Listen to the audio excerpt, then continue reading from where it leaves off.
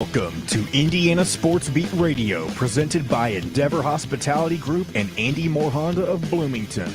Looks over the middle, second guesses, fires, throws. Does he make the catch in the end zone? Yes! Touchdown! Oladipo to win it. Another one! He got Another it! one! Oladipo! Another one! Huge hole. He's at the 30. He's going to go. 10, 5, touchdown, Jonathan Taylor. Galloway finds Rob Finnessy, who fires the three, and he hit it!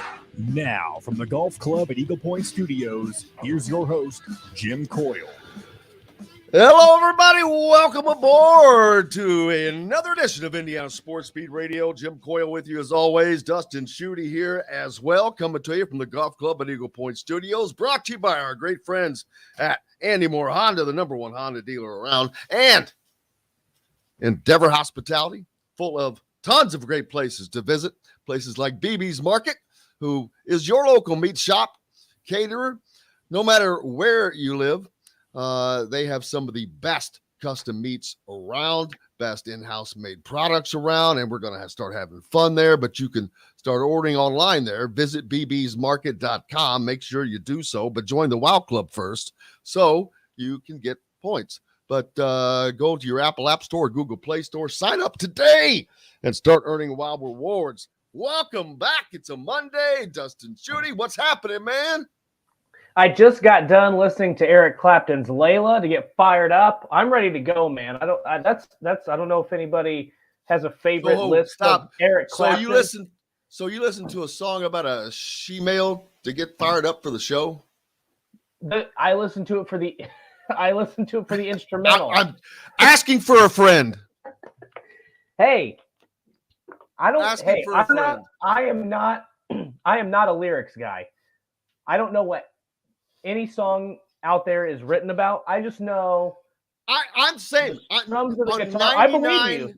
On 99% of the songs I am too, but on that particular song, there are some clearly heard lyrics that make it very obvious that Layla, she walks like a woman, but she talks like a man. There's just a few lines in there that kind of give you a pretty big hint. I learned something new today. I did not know that, first of all. But second of all, it's just about, to me, it's just about the music. It's just about the instrumental. So kind of wish I wouldn't have opened with it out with the show, but you know. Oh, I'm so glad you did. That is. We move on. Let's see. Oh no.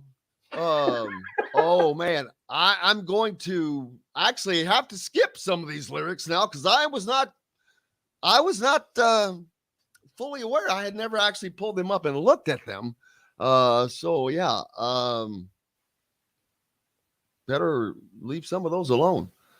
Let's see. Where's the one that I'm looking for? Daggone it. I can't find it. Song. Yeah, maybe it is. But anyway, you got lucky on that one because I can't find it. You're cutting you a break. Oh, man. How's everybody doing? Appreciate everybody jumping on already. Mike's on. Five Lefts. Travis. I need to make sure I start at the top. Larry. Michael. Tanis up in Fort Wayne. Is that Bear Fishing? Are you kidding me already? John C. down in Southern Indiana. He's here for Don Fischer. That's right. Didn't even tell everybody who's on already. The Kinks. The Kinks, baby. Lola. You were thinking of Lola. Oh, okay. I was going to say Lola. Yes. Lola. Yes. I got those Lola and Layla. Wow. Thank you very much, though, Robert.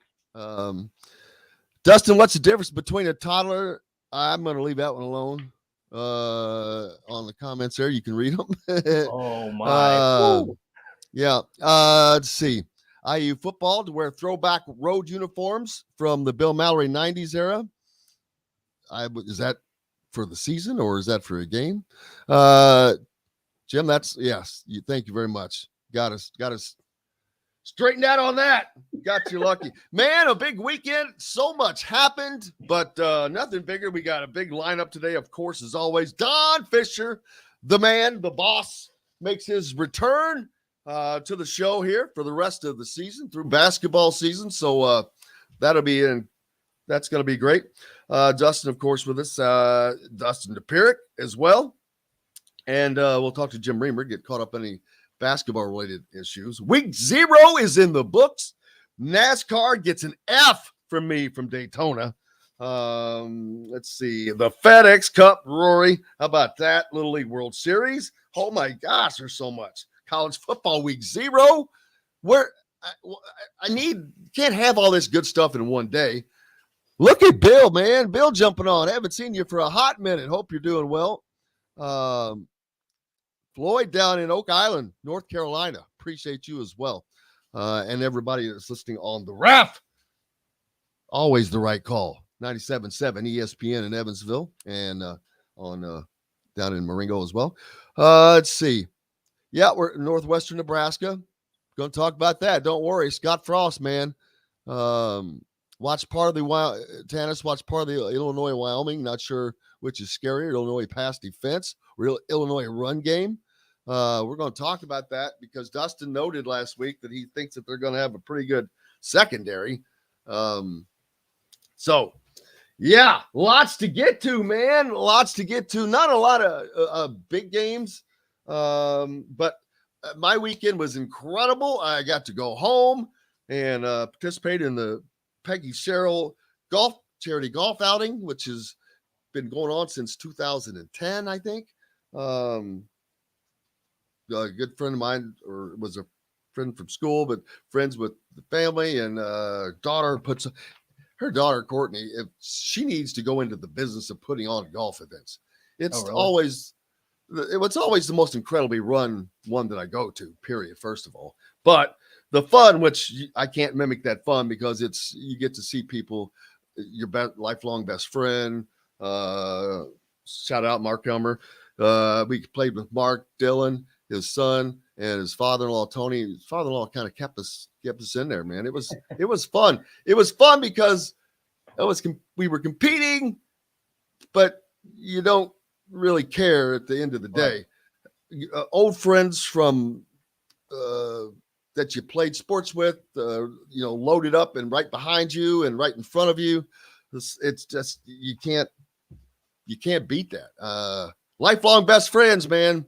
Nothing like it, and it was just a blast. I had a lot more fun than Scotty Scheffler did at the FedEx Cup. I can tell you that. Yeah. The man who now has tied the PGA record for the largest 54-hole lead to not win. That's crazy. Man, I don't know how much. I'd have to do the math to it. Well, let's see. 7. What did the winner get? 18. So there's 9, 10, 11. He lost 11 million by not winning, and then he finished in a tie for second. So that's going to cost him probably about another 2 million. So lost probably about $10 million in that meltdown. Right. That was a $10 million meltdown. Yeah. It was some fun golf to watch because I think when Rory's putter is working, he is probably the best player on tour. It's just not very frequent that his putter is working. He hit some big time putts on Sunday, really all throughout the week. And to remember, he started out terrible this tournament. He started off like, what was it, 3 over through 5 or something? He started off, it looked like he was just going to have a complete meltdown and was able to get back on track. But I mean, yeah, you talk about a $10 million letdown, but at the same time, Scotty Scheffler had a pretty good year. He won the Arnold Palmer, he won the WM Open, he won the Masters. He ain't thinking about that. He's not thinking about that this morning. He's not. You're right. But it's not like he's hurting for cash right now after some of those big time wins. No, and it's not about the money, I guess, probably for those guys at the end of the day. That's why Rory is so steadfastly, he didn't care about the live. I mean, right. Does he have 200 million? Probably not, but he's probably got 75, 80 million. I mean, we could probably look up his net worth. Right. At the end of the day, he's thinking, I got more money than me and 5 generations could spend. Right. What else do I need? Do I need to sell out? So I'm not, Yeah, it's just I can understand it. Well, he's made the comment before that he was not going to make a decision purely based on money, because doing something strictly for money doesn't bring him happiness. And so if some of those guys are content with their decision, I mean, everybody makes their own choice, but that's what he said from the beginning. And you almost wonder, like, what he would have probably turned down is a significant amount of money, but how much, what would he have lost in sponsorship? He's not going to have the same Rory McIlroy type name on Live Golf as he does the PGA Tour. So that might have cost him some money in sponsorship, might have cost him some money in endorsement deals and all that kind of stuff. So you just never know what all went into it. But I do think, if you haven't seen it yet, it made its way on Instagram. I haven't been on Twitter in a couple weeks, took that down. But after the tournament, Rory walked over to Scottie Scheffler's mom, dad, and wife and apologized for beating Scottie in the tournament, saying he deserved to win it. But it was kind of a cool moment. No, he didn't. No, he did not. I mean, it was weird, but it was also, it just kind of shows the kind of person that Rory McIlroy is. So, yep. NASCAR had the last race of their regular season, and I give them an F. They get rained out on Saturday night and reschedule the race for Sunday morning at 10 a.m. Who and why, I have no earthly idea, but with 21 laps to go in the race, a shower hits in one of the corners, which this is a 2.5 mile track, just like Indianapolis, but a little bit bigger because it's a tri-oval. So it can rain in one spot and be dry in the other. They're going into, I think it might have been turn one. I don't recall, but the two leading cars, all you see there's a camera shot from one of their roof cameras, I guess, but there is raindrops hit that camera, and is instantaneous. As soon as those raindrops hit that camera lens, the two front leading cars split. One went to the right, one went to the left, crashing. The one that went to the right just collected virtually everybody, except for the luckiest guy on earth, Austin Dillon, who scooped through there and would go on to, they restarted and would go on to win that race. But the 16th different winner this year. Which is another crazy thing. So, but you've got Kurt Busch, who is withdrawn from the playoffs, another first. So you won't have 16 first-time winners in the playoffs, but you're still going to have 15 first-time winners. Martin Truex missed by 3 points. That has to hurt. Yep. Both he and Ryan Blaney were on the cusp and couldn't squeak in. They needed somebody to they either needed to win or needed a previous winner to take the checkered flag, and it didn't happen. The Little League World Series, Hawaii was a monster team. They mercy ruled the Caribbean. The fourth time in their 6 games that they played that they mercy ruled the other team.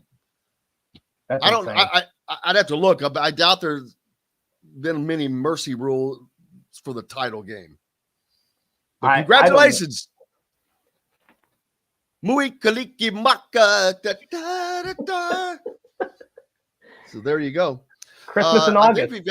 I think we've got to take a break, right, John? Let's do it. All right. We're going to do it. Guess who's up next? The man, the Fish, for his 50th season in the broadcast booth. Looking forward to talking to Don Fischer here in a few moments. So we'll get off and looking forward to it. Hey, don't forget our friends at Go Team. That is for those of you that are active. You've got active kids, whomever, they need to be on Go Team. So go to My Wow Club and let's check that out. Back with more Indiana Sports Beat Radio and Don Fischer right after this. We'll be right back to the Golf Club at Eagle Point Studios for more Indiana Sports Beat Radio with Jim Coyle, presented by Endeavor Hospitality Group and Andy Moore Honda of Bloomington. Whether you're visiting... Good morning, Don. Morning, guys. Hey, Don, how are you, sir? Good, Jim. How about you? Great. Happy anniversary. What? Well, 50. Happy 50. Happy golden. Happy golden. Anniversary. He calls it my anniversary. Goodness gracious me. Oh, I don't know what else to call it. It's a celebration. It's a yearly celebration for everybody else. Well, I'll take it. I don't, you can call it whatever you want to. Glad to be able to call it anything. How are you? How's your summer been? How's the golf game? Which I'll have to ask you this again, but Well, the first 2/3 of the year were awful, just awful because I sucked. But then it got much better here the last month and about the last month and a half, I guess. And I played some pretty good golf. I've also had I've had a lot of bad up and down rounds this year, but I've shot my age 3 times or better. And, so I've felt good about that. Played in a member guest over the weekend out in Massachusetts with Larry Rink. And we won our flight, and then I went out and knocked it in a penalty area on the first shootout hole and got knocked out of the first hole of the shootout. So at any rate, there's always positives and negatives about golf. Unfortunately, there are too many negatives. They are when I'm playing. That's a fact. That is a fact. But you know what? Oh, Mitchell Page. He's on with us during the football season. He's got himself down to a 0.8. I don't doubt that. But you ask him the last time that he played with me what he shot. I will Friday. Where was it? We played TPC in Jacksonville back to when we were in the Gator Bowl down there. Yep. And I got him on TPC with me and a couple other guys. Steve Wheatcroft, who was a former IU golfer, was on the PGA Tour, and we played with him that day. And Mitchell was adamant that I needed to get him on, so we got him on, and he shot 90. I shot 89. That'll get your ego in check. Yeah, well, he's probably playing a lot better now because he probably has nothing else to do in his life but play golf. All right, here we go. Beat Radio on the homepage or on the station every week, Monday through Friday. If we're not on a station where you live, we should be. Ask for Indiana Sports Beat Radio. This segment is brought to you by Southern Stone Restaurant. Now back to the Golf Club at Eagle Point Studios for more Indiana Sports Beat Radio with Jim Coyle, presented by Endeavor Hospitality Group and Andy Moore Honda of Bloomington. Welcome back to Indiana Sports Beat Radio, coming to you from the Golf Club at Eagle Point Studios on this Monday. And it is not just any Monday, it is the start for the rest of us of the college football season and the appearance of the one and only Don Fischer, celebrating his 50th year in the broadcast booth. So if you're at home listening, give him a bit of round of applause, please. But welcome, Don Fischer. How are you, guys? sir? Appreciate you having me, Jim. As always, I'm doing well. Love to have you. Dustin Schutte from Outsider.com with us as well, always. Dustin usually on the college football trail is throughout the season. Don, first of all, going into your 50th year, I guarantee you, maybe the first year, but they probably just run, some of them run together because it just seems like it's another day. But man, can you imagine? Can you believe that amount of time has gone by? Because I look back to stuff in my life, I'm like going, there's just no way. Well, there's no question. Having done this for 50, well, this being my 50th year, it's amazing. And honestly, it doesn't feel like it was more than maybe 10 or 15 years ago when I started. But that's kind of how time is. Am I coming across okay? Is it loud enough here? No, you're great. Okay. At any rate, I'm excited about it. I'm always excited at the beginning of a new football season because at the start of a new school year, I just feel like, and I've always kind of felt this way about my job. It's kind of like you have 9 months of going through your football, basketball seasons, and then all of a sudden it's over with. So you take the summer off and then you're back out there doing it again the next year. And I've always kind of felt that way about it. And I've always been excited about it. I've always been optimistic about it, despite the fact that I've been doing Indiana for 49 years. And some of those have been some pretty tragic years, like last year for this football program. So, but I am optimistic. I think Tom Allen has done a remarkable job of revitalizing his football team in the sense of getting their mentality back to changing the mentality again. And he's had to do that because of last season. And I'm really optimistic about what we're going to see. Now, this first game is really critical. There's no question about that. Illinois has really improved, as everybody has seen from their performance against Wyoming on Saturday. They won 38-6, and it was a no contest.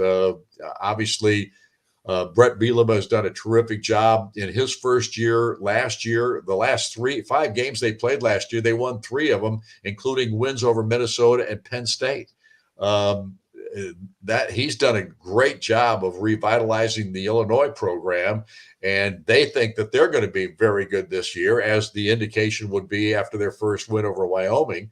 I think this is going to be a huge challenge for this Indiana football team. And what's the old cliche? Coach's cliche is we get better. The most improvement we're going to have is in week 2, because we've already had a game under our belt and had a chance to fix a lot of things.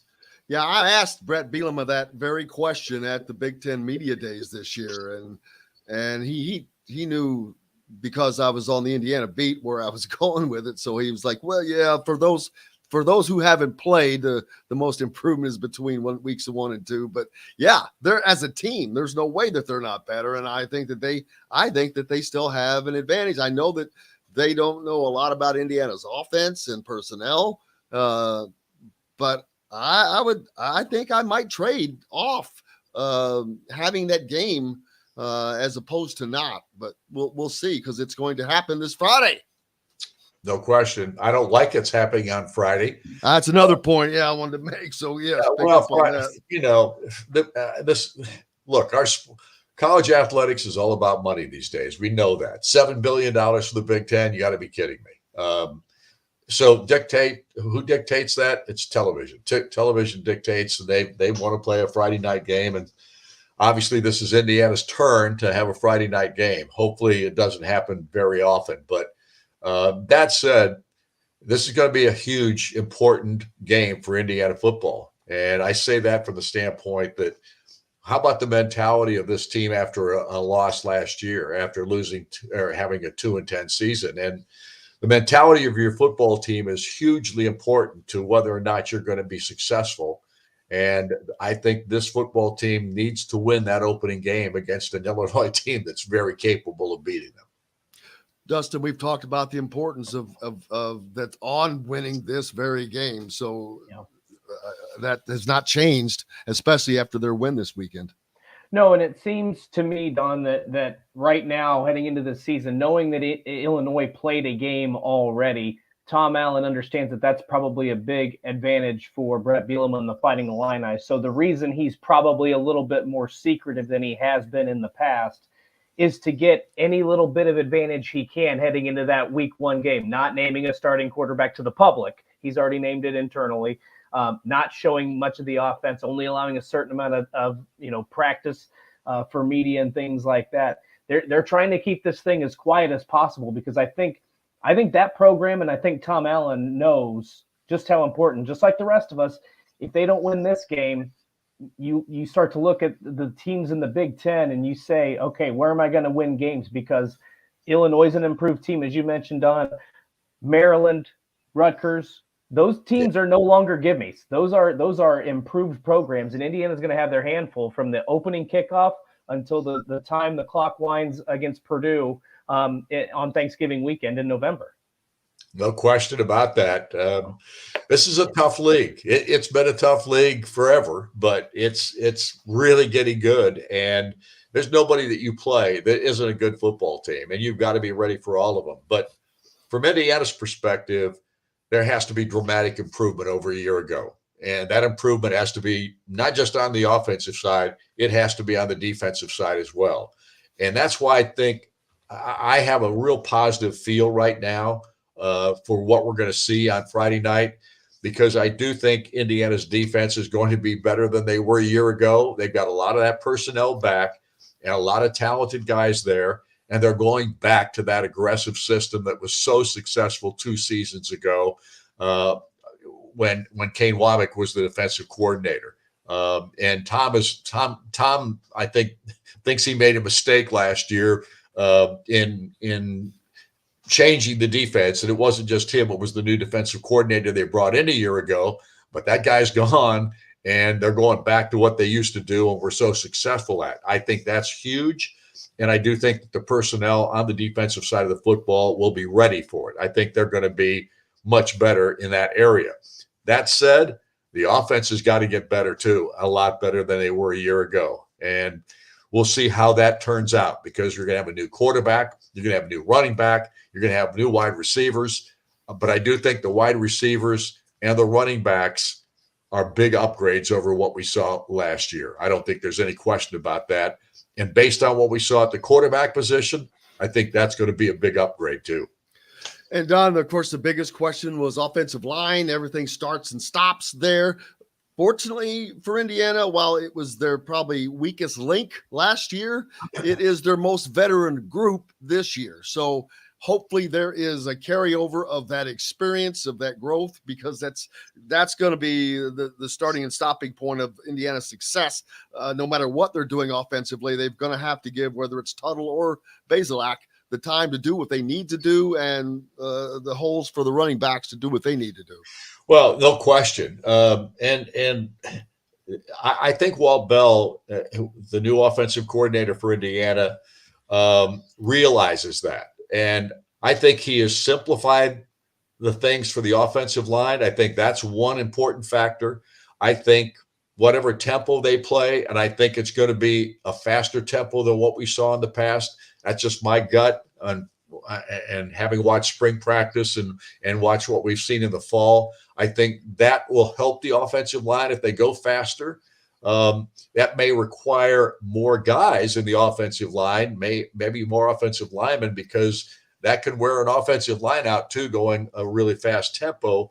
They're going to have some other guys step up. So depth becomes the issue. And at Indiana, it's always about depth in the offensive line. You can't afford to lose anybody, but you've got to have at least 2 or 3 other guys that can step in there and play. So we'll just have to wait and see how it all plays out. But I think the positives of this whole thing are the improvement at running back, the improvement at wide receiver. I do think quarterback play will be better than it was a year ago this season. And then I do think the defense is going to be improved as well. So with those improvements, if they come to fruition, I think this team can be very successful. Also, quickly, I know that because you got to go, just a little tweak in the booth. Rhett Lewis is going to be with you this year, in addition to Joe Smith. Also, is this Joe's 49th, 50th year? No, this is year 40 for him helping me. He's had different roles throughout the years. He's been a stat guy. He's been an engineer. We didn't truly have an engineer for about up until the last 5 years. We really used other people. I mean, we had an engineer back when I first started, but we shoved Joe in that engineering position because he knows broadcasting and knows what I like in that sense. And back in the day when the equipment was a lot simpler than it is today, we were able to get it done, sometimes with mirrors. But that said, Joe's this year, his 40th will be his last. Because he's had some physical issues, as everybody knows. He went through that thing about 5 years ago where he almost was killed, falling backwards down steps in his apartment complex. At any rate, Joe's going to take over the wrap-up show, the post-game wrap-up show with Ken Bykoff this year to finish out his 40th year with me. And he will continue to do the high school sports, I think, for WGCL and their radio station in Bloomington. But Rhett Lewis will take over for Buck Sewer. Buck retired after last season. He wants to do a lot of things with his grandkids in his retirement, along with some bucket list things like headed to an Alabama football game in Tuscaloosa. Green Bay for a Packer game in Green Bay, Wisconsin. He's got a bunch of things he wants to do, and I don't blame him a bit, although I'm upset with him. He ends it my 50th year. Now I'm breaking in 2 new guys. John Herrick takes over for Joe Smith and in the pregame, halftime, postgame role this year. So we got a different crew, but honestly, the guys I've had in the past were tremendous people and did tremendous jobs for me and for our broadcast. And I'm going to miss them both. There's no question about that. Absolutely, as will I and everybody else when you have the chance to listen, because it's part of a great team, and it has been a great team. But the pinnacle of that, Don Fischer, we appreciate you, man. Looking forward to hearing the first broadcast on the kickoff this Friday night. What time is the broadcast start? Yeah, we'll get underway at 7:00. And don't forget, this Wednesday, the first coaches show at Southern Stone, right? Yep, we'll be back at Southern Stone this year. I'm going to talk to Mike Ross. I mean, he told me all kinds of things about how things were going to change for this year, and now it hasn't changed a bit. Blame the city of Bloomington, baby. Blame the city of Bloomington. Don't get me in trouble. Oh, no, don't get me in trouble. Looking forward to it. Don Fischer, I cannot thank you enough. It is always a pleasure and a treat. Thanks for having me. I appreciate it, Jim. Thanks, Dustin. See you guys. The voice of the Hoosiers, Don Fischer, joining us here at Indiana Sports Beat Radio on this Friday or this Monday. Plenty more to coming up as Dustin Dopirak is up next. Back with that and more after this.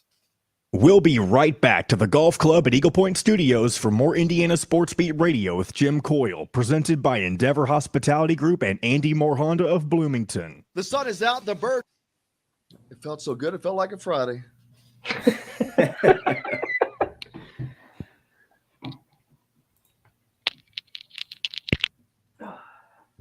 Dustin, was that your first time on the show with Don? I don't know if he probably can't hear me. He took his headphones off.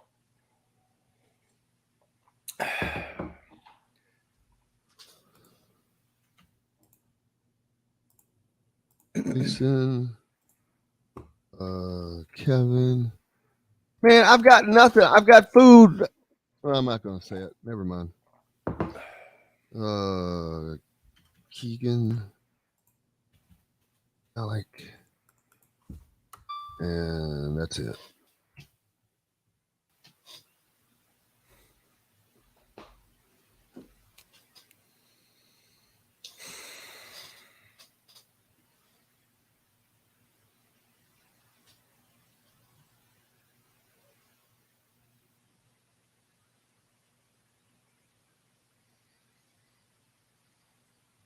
That went good. I just wish it was longer. Yeah.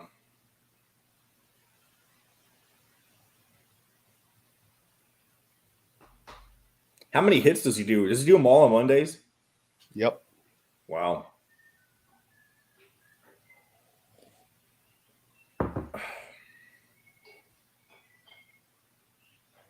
Why did we have that up?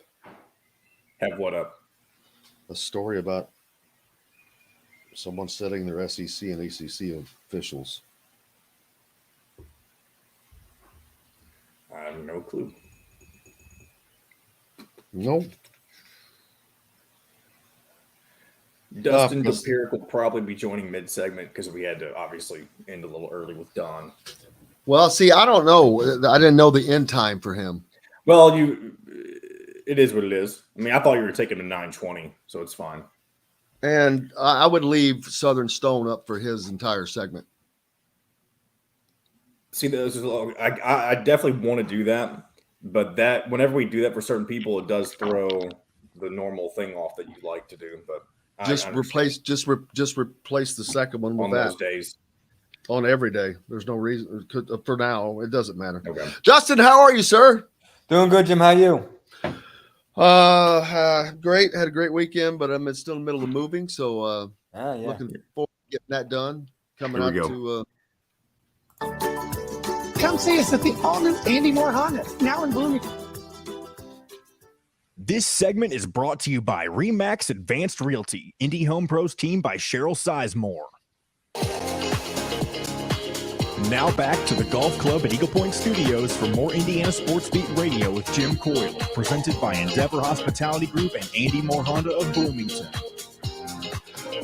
Welcome back. It is Monday, and it is Monday of college football opening week. I know there was week 0, but that's not really opening week. Dustin Dopirak from the Bloomington Herald-Times with us.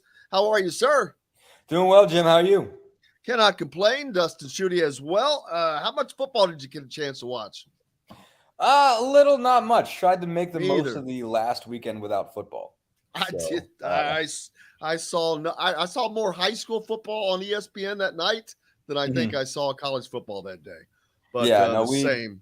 Yeah, we spent as much of Saturday out and about as possible, just for because after this, our Saturdays are shot. So I figured I could watch Illinois this Wednesday night at 11 o'clock or 10 o'clock or something. It's on. Yeah, they'll have a replay. I've got them all. Yeah, I'll record them all just to get a look-see. You guys didn't think that Hawaii at Vanderbilt at 10:30 kickoff was appointment television? I checked on it. I was checking on it because early on Hawaii was up. They were. And I knew Vanderbilt was a favorite, but I'm like, it's Vanderbilt. They had to fly 8 hours.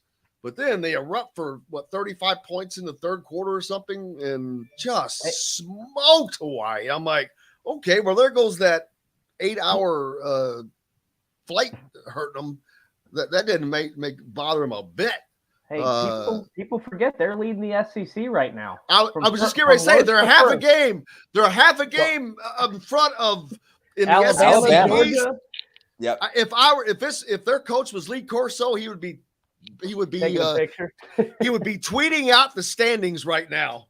He would be tweeting out the standings. How's your weekend, Dustin? What's new with you, brother? Good, man. Good. Yeah, no, like I said, tried to take it in as much as possible. Wife and I did a whole bunch of stuff. We went to an Indians game on Friday night. Okay, cool. Went to the Feast of the Lanterns up here in Indianapolis. It's kind of like local. It's on the east side where we're at. So we just try to take it in. Took the dog out for a hike yesterday. Just did the most, like, squeeze the last remaining marrow out of summer before football season. Which I think is important. You get close to football and you're like, okay, we got to embrace fall. Like, no. Like, I got rules there. Like, you can't drink pumpkin lattes, pumpkin beers, pumpkin anything. No fall stuff. Until you take every bit out of August before you finally. Because the moment you going to be fun. Not that football season isn't awesome, but you take in summer when you can do it. Yes, because the moment you do that, you've given up. You've given up your rights to summer. Exactly. Hold on to your rights to summer until they are finally taken away from you, and then embrace the fall thing. That's where I'm at. I'm the exact opposite. As soon as the opening kickoff, my house is already decorated with all the fall stuff. I just go all in with fall once that first kickoff is here.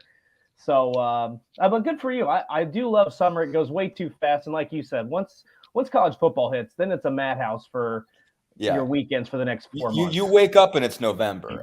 Exactly. It's one game after another, and it just takes you, which is, again, it's not a bad thing, but it's like, especially when we're covering it, like you are roped in somewhere on Saturday, and then all the surrounding hours or whatever, you're trying to find out what everybody else is doing. And so it's just like every Saturday you're thinking about college football, and then every Sunday you're getting as much NFL as you can. So it's like your weekends are, at the end of the day, way too much football. So it's like when there's no football to take you, to grab your attention, you have to do stuff. I don't think people really understand. I love the noon games. I know that's not great for tailgating, but even with a noon game, if you're covering the game, that's an 8-hour day.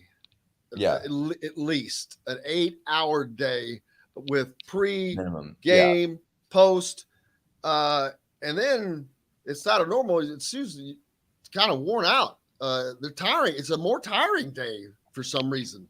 But fun. Football's the one Yeah. Football's But long. yeah. Basketball's like about a 4 or 5 hour commitment. Yes. Football is an 8 hour commitment. It is Plus amazing how long it is amazing how much it really adds There's on more both humans. ends. There's just more people. There's more stuff. Like, and whatever you're doing, whether you're radio, whether you're TV, whether you're print, like you each have your own kind of things that are just multiplied by the size of it.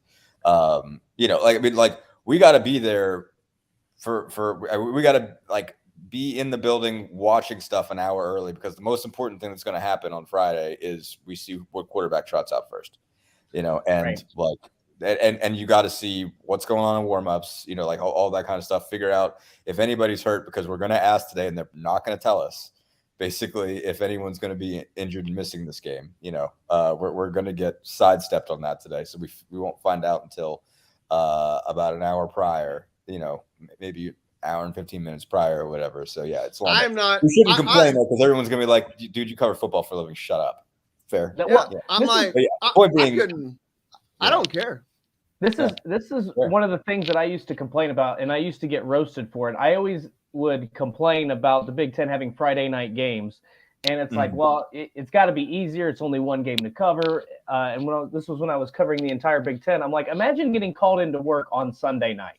I mean, I mean, there are worse things you can be doing. I totally agree. I loved covering it, but at the same time, I'm like, imagine you've got all of your free time. Monday is there, and then all of a sudden the Big Ten says we're gonna have this Friday night kick. It's like getting called into work on Sunday at 5 p.m. before you got to get there at 7 a.m. on Monday. So right, exactly what it is. I from a fan's perspective, yeah, sure. Friday night, it's the only game in town. Cool. That's awesome. From the journalistic standpoint, it sucks. Well, speaking of Friday night, man. Hate it too. Tom Allen hates it. You guys know that. Oh, yeah. Well, he's a high school football coach. Speaking of Friday night, the Illini come calling, and they took care of Wyoming easily without having to do a lot. The quarterback, Tommy DeVito, he's 24 years old. That says a lot. That makes you mature. No, it doesn't. You were 24 once. That's not accurate. Those 18, people, it does. Those people, it makes those people, not this 24-year-old. I'm talking about the normal 24-year-olds. As far as far as whom you're competing against, generally, you're probably right. Yeah. You're a grown-up quarterback at that point. Whether you're a grown-up is a different story. And that's what Illinois needs. They need that. Mm-hmm. Yeah, for sure. I mean, they have a special talent at running back. I think obviously, like from what I did watch on Saturday, I think that was pretty clear that Chance Brown is the guy. He's a real dude. And I mean, he had 115 on like his first 9 carries, and it was like, okay, they're just not stopping this dude. So yeah, no, that's gonna be the serious issue. But DeVito is plenty good enough to manage the situation. And is a veteran. It's a guy that's got experience, got won games in the past. Those two as a combination is not an easy out. And yeah, I think I saw somebody send us a message on here that they defended pretty well. I mean, I don't know that this is the finest version of Wyoming that we've ever seen as far as offense. I mean, Josh Allen played at Wyoming, and I think we've seen stud wide receivers come out of Wyoming, turn into NFL guys. They especially back in the day when the Mountain West was, just flinging it all over the place. They've had some dudes there, and this is not the best version of that, but still, they held them without much, basically. So those pieces make for it's going to be that's a difficult matchup for IU for sure. Well, this is a Wyoming we don't know how good they are. You're correct on that, but you look at their quarterback stat lines: 5 of 20 for 30 yards, no touchdowns and an interception. And you look at how poorly Indiana threw the ball last season. I mean, I understand there's a lot of different pieces. There's going to be a new quarterback, we think. There's going to be some new wide receivers, new offensive coordinators, so you don't know what you're looking at. But if I look at that stat line, even though we don't know how good Wyoming is, I'm a little concerned about Indiana being able to throw the football. But I mean, it's probably a little bit more worrisome because Tom Allen has been so secretive throughout this entire offseason. You really haven't gotten a look at Connor Bazelak or who the wide receivers are going to be. I think there's just a lot of mystery. And then you look at what Illinois' defense did, and I think that adds a little bit more, I guess, worry would be the right phrase. Mm-hmm. Yeah, no, I mean, we've got to see a little, obviously. We've had some open periods of practice. We've got to see some of these guys, and then they talk about them. So you kind of piece together, all right, what are you seeing versus what are these guys talking about? But different guys have touched the football here for Illinois. Oh, shoot, that's my bad. That's I was like, I thought that was John. Boy, John was getting ready to go. What are you doing, John? Always me, of course. Okay. No, that was my fault. I checked the box score on ESPN and those auto plays. Yes, I hate when that happens. That happens. Dustin was talking about the box score. I'm like, I better look at this because I haven't looked at it in a minute to make sure I know what I'm talking about. And then I left it open, and then after 30 seconds or 45 seconds on ESPN, they autoplay a video and they have the audio, and that's what happened. So my bad. Back what were we saying? Anyway, no, talking about we've got to see some of these dudes. We've got to see Cam Camper play a little bit. We got to see, and they love him. They're huge fans of him. They like Emery Simmons a lot. They like what Donovan McCulley is going to be. I don't think they think he's ready yet to be necessarily a starter and like the best receiver on the team. But I think they think eventually he's going to be the best receiver on the team, whether it's this year or next year or whatever in the future. They have guys they like. They like Sean Shivers. And we've got to see them run around a little bit. Obviously, we don't get to see a lot of 11 on 11, and most of the 11 on 11 we do see we're sworn to secrecy because God forbid you tell them that they run a spread offense like everybody else does. They'll never see that coming if we tell them, if we don't tell them. But it's just, again, after they were so bad at it last year, it's almost like you need to see sort of evidence that they can throw the ball against an opponent at all, and that they can block at all. And because it was just that bad. And so, I think they'll be a better passing team. They'll be able to throw the ball in Illinois, but I won't know that until I actually see it. There's got to be this team has to provide evidence that it can move the football at all. Because again, the last time you saw them play other teams, they couldn't. I mean, they were just utterly, just completely inept on offense in the last month of the season. Now, again, they were on their third and fourth string quarterback at that point. McCulley, as good of an athlete as he is, was not prepared to play quarterback at the Big Ten, not because doesn't have the talent or the skill or whatever, but you saw the difference of when you get there in July or if you get there in June and you don't get spring practice and you get thrown in the fire after you've been the 3 for most of the fall and you've been running with the scouts, that's not time. That's not enough to make you a quarterback. You just saw just the difference there. That doesn't mean, I think McCulley could have won the job. I think he could, you would see a much more developed guy if he came back and stayed a quarterback this year and didn't ask to go to wide receiver, but at that point couldn't do anything. So Indiana needs to show some evidence that it can move the football because the last image we have of it is just them being totally inept. Absolutely, and I think they're going to be led by the defense. Obviously, that's the most experienced side coming back, and you've got Tom Allen going back to that. So that Indiana's going to have to rely on that defense to lead them, kind of like they did last year, where if they had just had a competent offense, they could have had a successful season. Maybe not a great season, but they have to agree with. They have to have a competent offense, one that can move the ball, that can run the ball, and can throw the ball. I'm not saying they have to throw for 80-yard touchdowns every drive, but they've got to be able to do what Illinois did against Wyoming and just the practice. All they did was run the ball, and Tommy DeVito threw 37 passes, but for a total of 194 yards. Yeah, he averaged 5 yards a throw. They're just working on their quick hits. They're just working on running and throwing the quick. So they're letting the long passes, deep passes come. But we'll see what Indiana has Friday. But I'm hopeful for their defense that they're going to be able to stand up and put their offense in much better positions than they were put in last year. Yeah, no, absolutely. I mean, the other part about the defense, obviously, it was never healthy. I mean, it was barely healthy. I mean, the defense had its own problems, but a lot of that came down to their best players, other than Micah McFadden and Cam Jones. A bunch of them missed time. Obviously, you barely saw Taiwan Mullen last year. You saw him have a fantastic game against Western Kentucky, and I think late in that game is when he injured his ankle. And after that, it got rough. I think they've reloaded where they've lost guys. Obviously, Mikey McFadden is a significant loss. He just really was holding that group together last year entirely, and it seems like he's playing well enough that he should get a roster spot with the Giants. But they've reloaded, I think, at important positions. I think they're happy with what they have at linebacker. I think they like what they're getting out of Aaron Casey, but I think they like both of those transfers, and Bradley Jennings and Jared Casey. They love Jared Casey's speed. They keep talking about that. I think Tom Allen said he's one of the fastest 3 players on the defense. So it seems like they've reloaded there.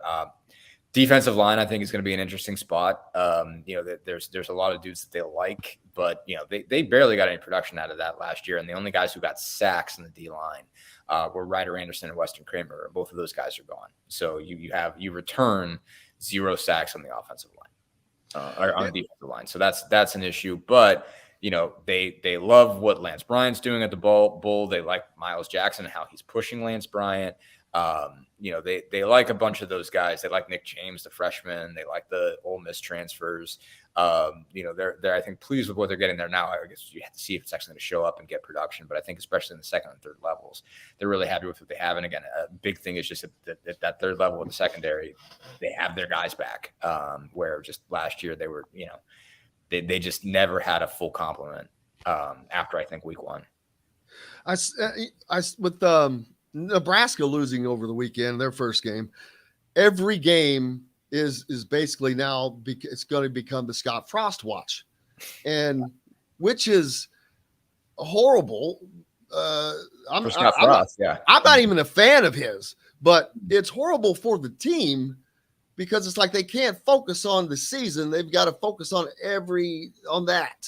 And I'm like, dude, if they're going to fire him, they're going to fire him. If he lost to Indiana at home, I still don't know that they would fire him during the season, but that would be it. It'd be over then. Apparently, I just saw this. So it's just I don't know how vetted this is, but I saw this pop on Twitter that his buyout goes down by $8 million or something like that. It goes down to 7.5 from something that's 5 figures, or not 5 figures. I'm sorry, 8 figures. And I can't remember. It goes down significantly after the Indiana game.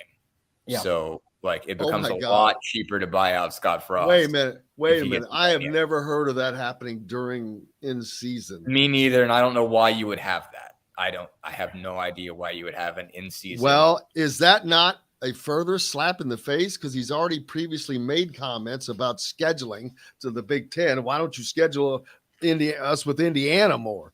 That comment, whatever that comment was. No, it would be it would be the richest of ironies if Scott Frost loses to Indiana at home and then gets fired immediately thereafter. That would be that would be magnifique right there. Fred Glass is still mad about that. Fred Glass was mad about that for years.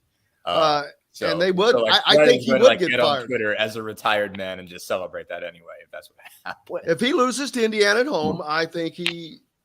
Wait, that's it.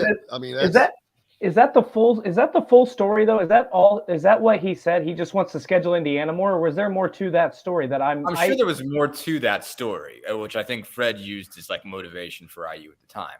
I think it was some kind of Big Ten meeting where he was saying that he thought his non-conference schedule was unfair, basically that his crossovers were too often, somebody brutal or whatever, and said, we ought to get to play Indiana with somebody like Indiana more or whatever. And Fred Glass jotted that down and said, okay, I'm going to remember that. And then used that whenever Indiana played in 2019.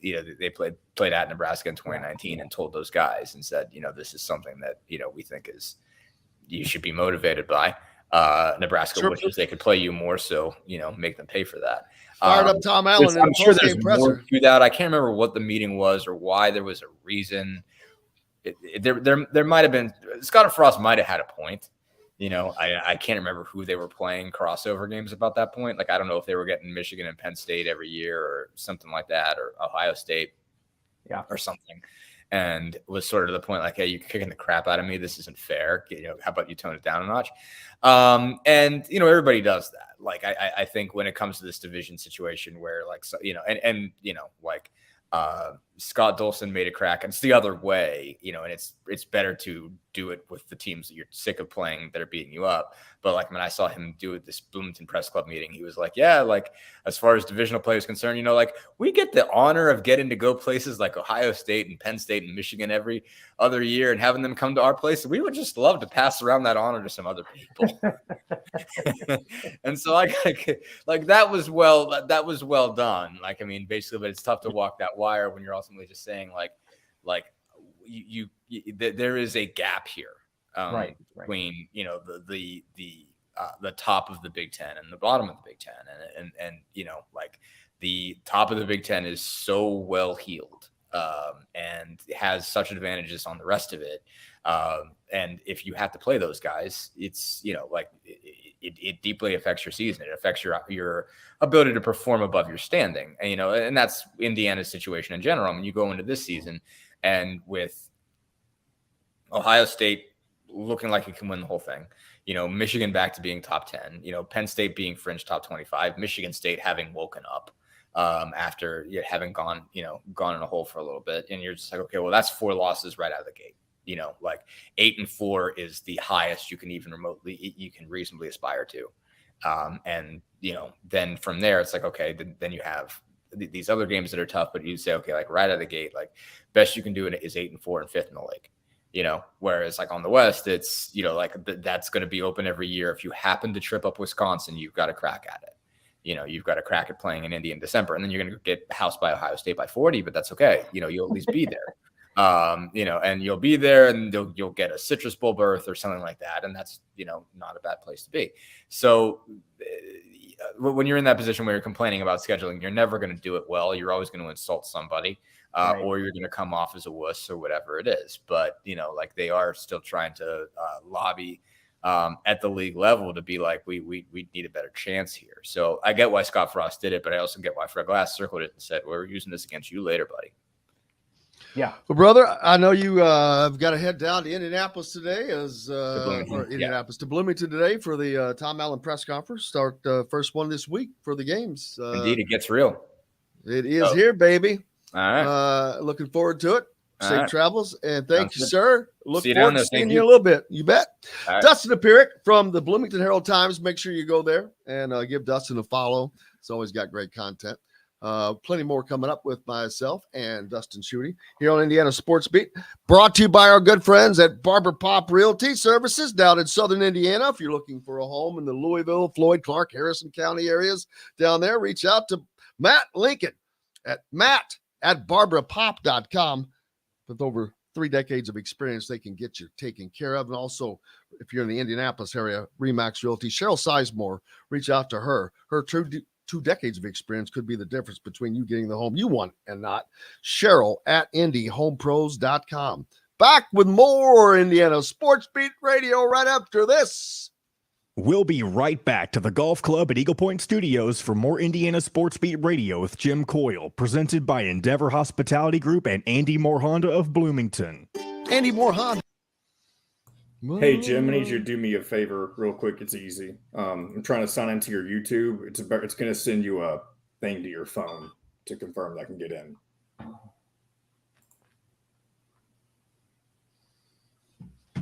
Whoa. Thank you. Yes, sir. Whoa.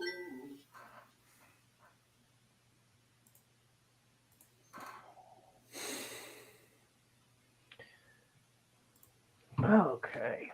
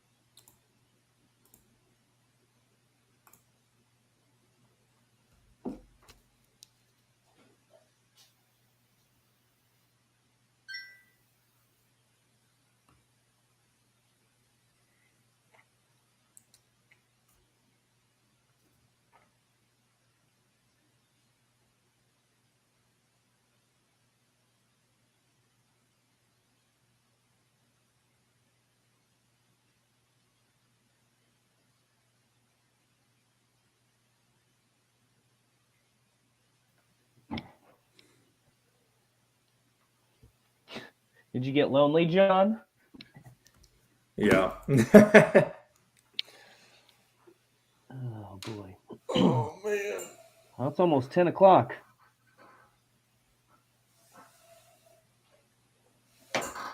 So we'll be taking another break at this 10 o'clock segment since it's Monday, so we'll be good to go then. But on days, would you be able just to do the 10-10 on regular days? Yeah, that won't. Yeah, that won't be. Okay. That won't be. So a that problem. last segment you can drop out. Yeah. Yep. Cool.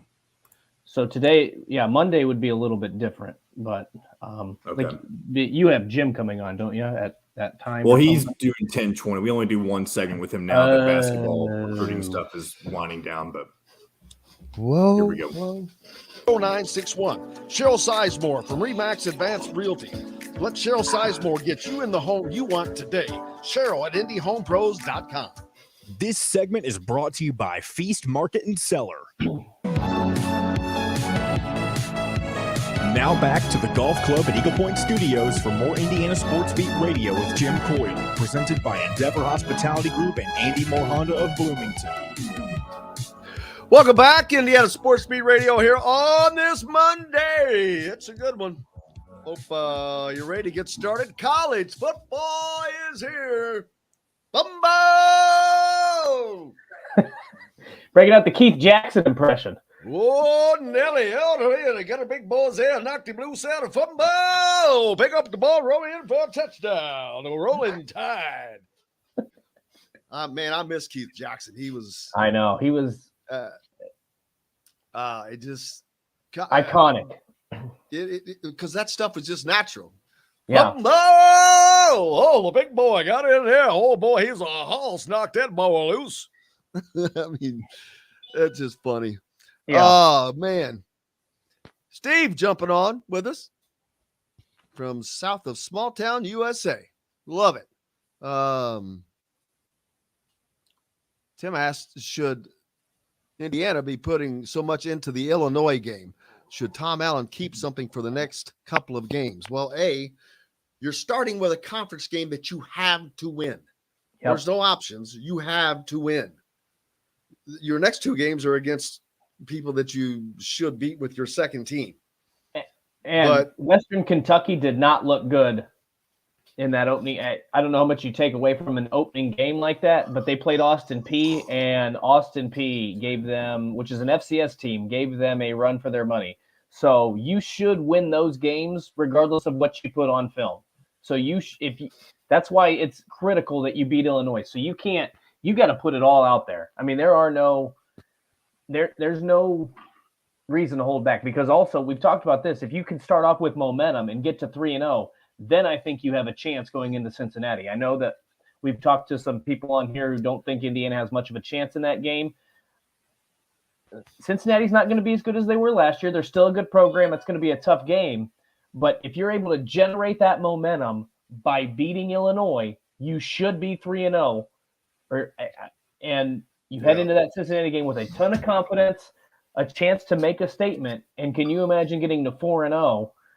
And the schedule gets a lot tougher, but then bowl eligibility, which we've questioned whether Indiana can get there or not.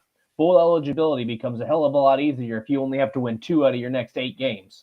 Yep, it does. And they, with all the secrecy that you sacrifice, you have to win this game. Yeah. Yep. It's just there's nothing else to say. It's a game that has to be won. So no, whatever you got to do, whatever it takes. I'm not saying you're going to have to empty the bank, but hopefully you don't have to. But if you did, you do. Right. You have to win the game, whatever it takes to win the game. So there's that. And who are you saving it for anyway? Who are you saving? Yeah, I mean, every team that you're going to be the underdog in every game you play this year. Maybe besides these two, Western Kentucky and Idaho, other than those two. Well, they're a favorite. Aren't they a favorite? In Illinois, and Illinois, who? Indiana was a favorite in that Illinois game to start. Now, I don't know if that's changed since Illinois played. But they were a 3.5, 4-point favorite at before week 0. I don't know if that's there a line changed. even? Yeah, I don't know what the. I'll have to check it. Well, check it. Pull it up. I think Indiana's a favorite, but other than these, go ahead. Indiana's a 3-point favorite right now. Okay. Once they're out of these first 3 games, I don't think they'll be a favorite again the rest of the year unless they win that 4th game. They still, if they win the 4th game, which is at Cincinnati, which I know we're putting a horse before the cart. Cart before the horse. I always say that. Cart before the horse.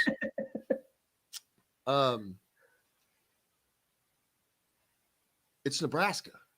It's at Nebraska. That all would, boy, can you imagine all of everything that would be going on? Indiana's undefeated coming into Nebraska, and Scott Frost's career is riding on this game so much to the point where he wrote it in, had it written into his contract that it goes down. I've never heard of such a thing. Nope.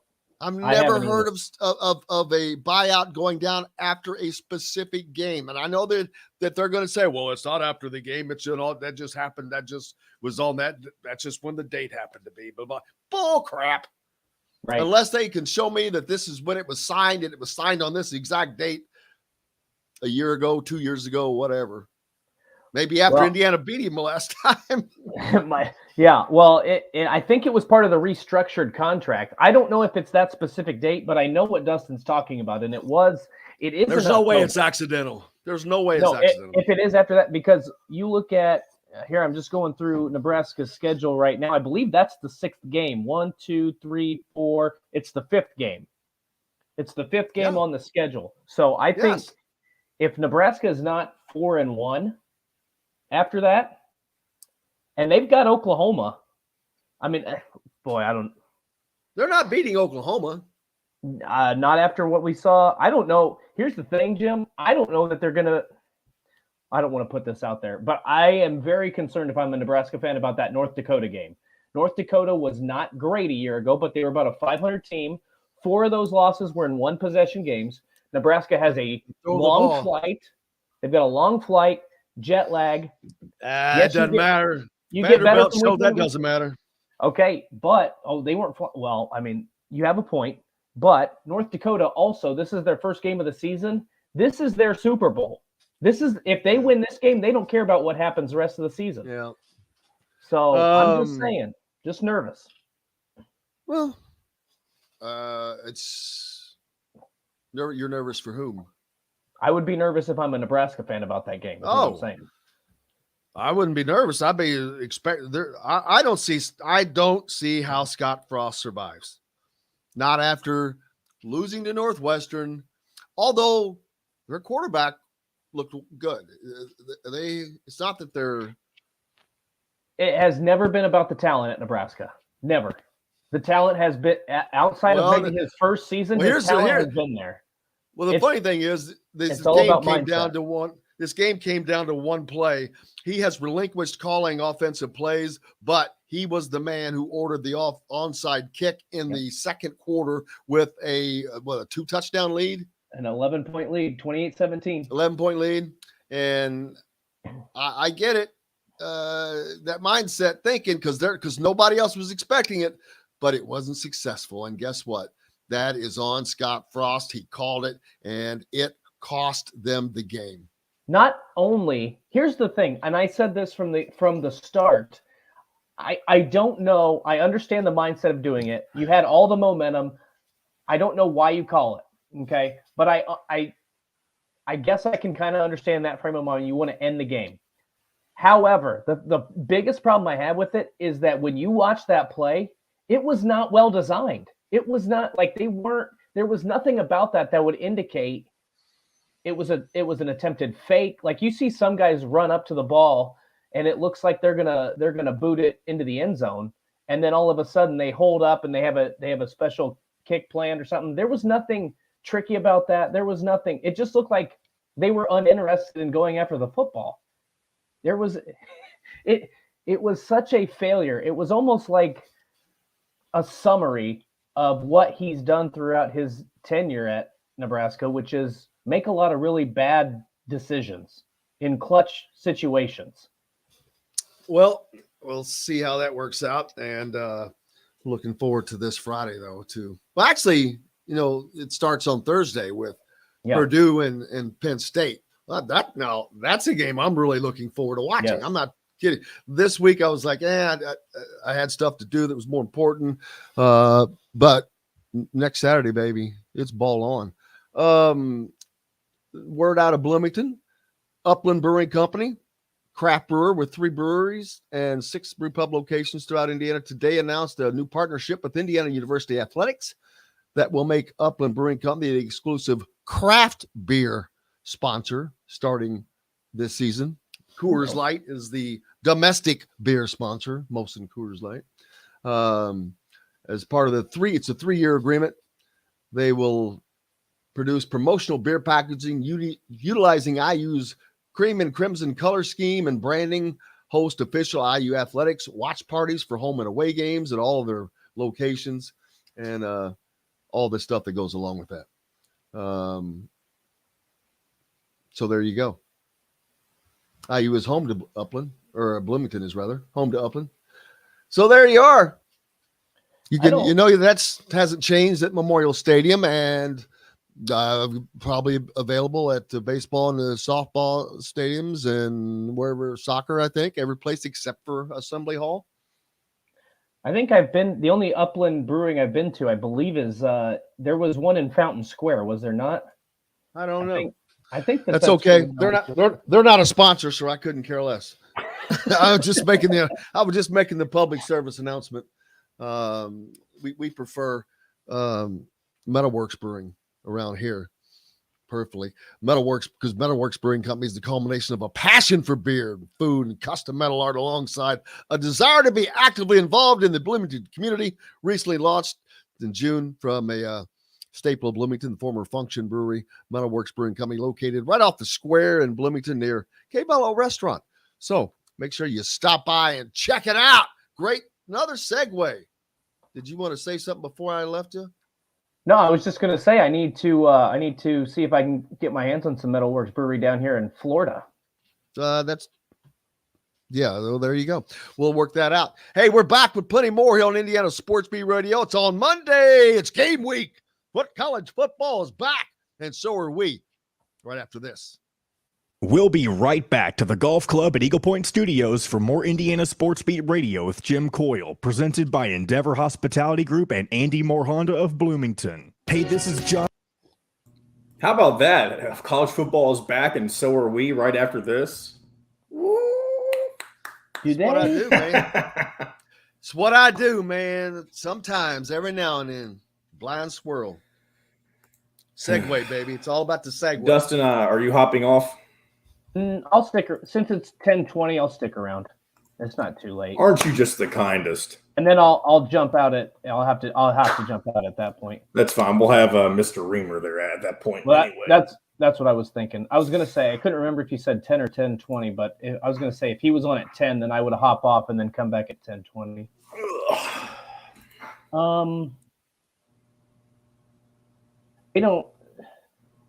Metalworks doesn't have a. Is it all just in Bloomington? They don't have a distribution or something? What if you could have it sent to you, though? That's what I was looking at. I was looking at the website to see, because some places you can order it and they'll send it to you, but I don't know if that's the case here yet. Oh, yeah. That's okay. I'll just, when I get up there, I'll just stock up and bring it down with me. No big red, no White Castle, etc., etc. Huh? What? Somebody said we have nothing in Florida. That's true. Doesn't sound correct at all. except for Jim's Whataburger. Oh, yeah. But not enough. I don't think there's one around me. I think it's all south. I could be wrong. I think it's funny how much you love Whataburger. Jacksonville. Is there one in Jacksonville? Oh, there's a couple in Jacksonville. There you go. If Whataburger ever makes its way to Bloomington or the surrounding area, you need to be the first person to call them for a sponsorship because I think you'd be the perfect spokesman. It would not. They want. I don't see them making it to Bloomington. They made it to Kansas. Really? Yeah. That's a new one. They're slowly moving north. I'm shocked at how slow they're moving. They were purchased by this group from Chicago like 2 years ago to do that thing. And I'm like, golly, I mean, that's smart not to do too fast, but I'm going to have to check to see how many new locations they have. All right, here we go. Book your golf outing at the Golf Club at Eagle Point, complete with a menu of food and beverages from Psalms on the Point. Psalms on the Point offers a variety of food and beverage packages for on and off-site catering for the greater Bloomington area. To book your next tea time or reserve your next dining or catering experience, call 812-824-4040 or visit eaglepoint.com. The Golf Club at Eagle Point in Bloomington, an exceptional golf and dining experience. This segment is brought to you by Courtroom Sports Grill in Bedford. Now back to the Golf Club at Eagle Point Studios for more Indiana Sports Beat Radio with Jim Coyle, presented by Endeavor Hospitality Group and Andy Moore Honda of Bloomington. Welcome back. Hope you're happy. You had a great weekend. How was it? What'd you do? Did you do anything fun? I did. I had an absolute incredible weekend down at the Peggy Sherrill Memorial Golf Scramble with a bunch of great friends, man. It was incredible. Dylan Hummer's got to get rid of that slice. My friend Mark, his son, he can hit it. He's playing this slice, and he would get it. But I'm like, man, dude, if you get rid of that slice, you got another 75 yards out of your drive. Yeah. No kidding. I mean, he maybe more. He hits it that hard, but I'm like, whoo, blisters it.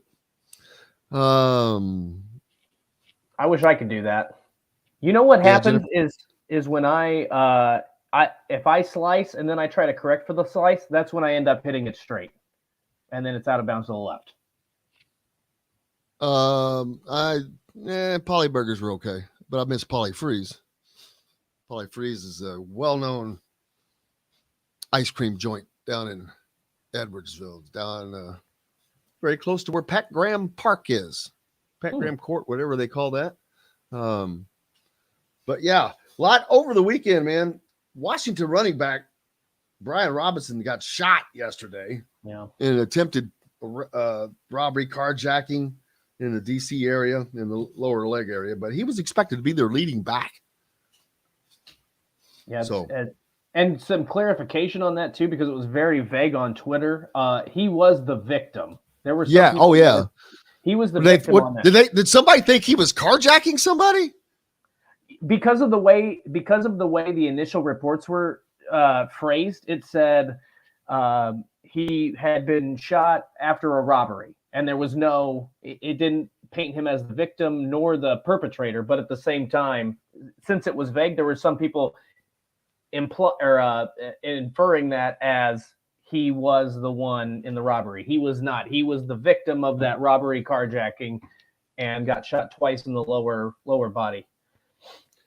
How about the Colts win over Tampa Bay and Tom Brady?